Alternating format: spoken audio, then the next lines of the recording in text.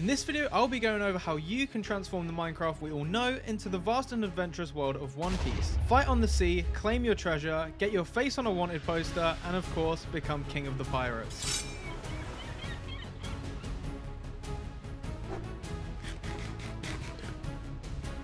Now, I'll be breaking down the mods and additions into visuals and scenery, gameplay, and any extras that you might want to add to tie everything together. So let's jump straight in. So the first part we're going to focus on is the visuals and scenery, as these will set the tone for pretty much everything that comes after it. First up, we have the resource pack, and this does all come down to preference, but I've gone for Unity. This pack doesn't stray far from the vanilla textures, but does add more depth and natural colors to everything, whilst giving it an overhaul to the detail that you'll find on most blocks. Up next, we have the inclusion of a mod that I use all the time, and that is Valhesia structures. This will dump a ton of different structures for you to explore and loot, as there's so many available, and it keeps the adventuring aspect completely fresh. To get the best world generation possible, we'll be throwing in All the Biomes You'll Go and Terraforged. These go hand in hand in creating the best landscapes I've ever seen in Minecraft, and makes finding a place to build extremely easy, rather than spending 3 hours deciding. And with all the added biomes from natural to fantasy, I'm sure everyone can find something they enjoy.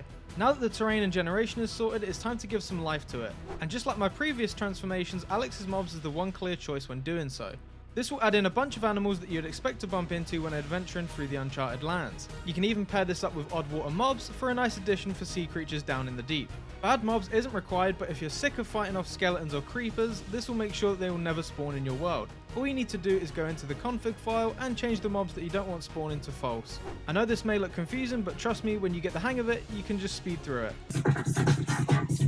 So villagers are pretty basic and boring at this point, so to switch them up a bit and give them a huge upgrade, we can add better villagers, which turns every village type from plains to desert into something much more appealing and alive. And lastly, for the visual side of things, we can switch up the regular villagers to look a bit more, well, not Squidward. There's a bunch of variety with these skins, so it just adds more personality to the classic.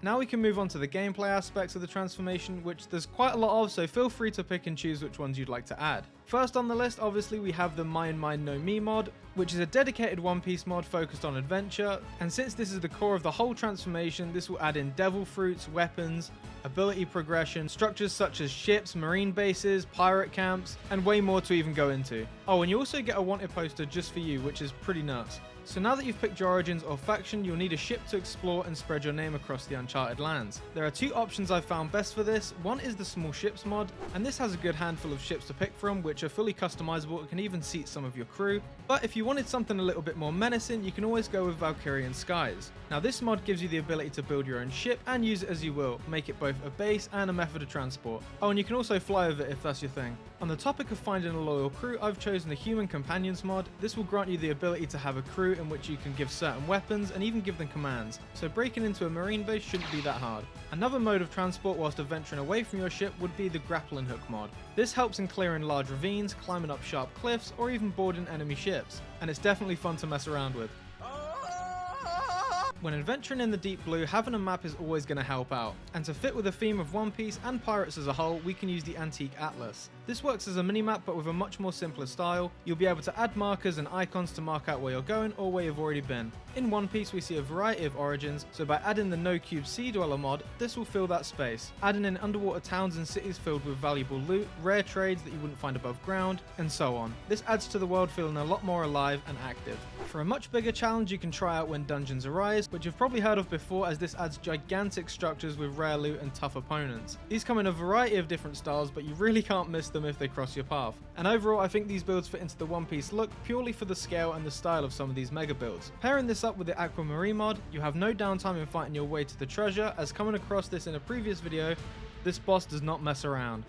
Oh my god, like what do we do? With all the treasure and loot you're bound to come across, it's still not going to be enough. With Treasure 2, there will be an assortment of hidden chests randomly generated throughout your world, but it's not as easy as it sounds, as you have to find the corresponding key to finally unlock those chests to claim your prize. So make sure you keep them on your ship until you have the key ready. And finally, for the gameplay stuff, we have a simple but great mod, and that is Alex's Delight, so you can turn the mobs that I showed off earlier into meals for you and your crew. Now for the extras, it's completely your choice if you want to add them or not, as most of them are purely for overall look or aesthetics. These include the physics mod, which can add in waves, which hopefully won't make your computer blow up.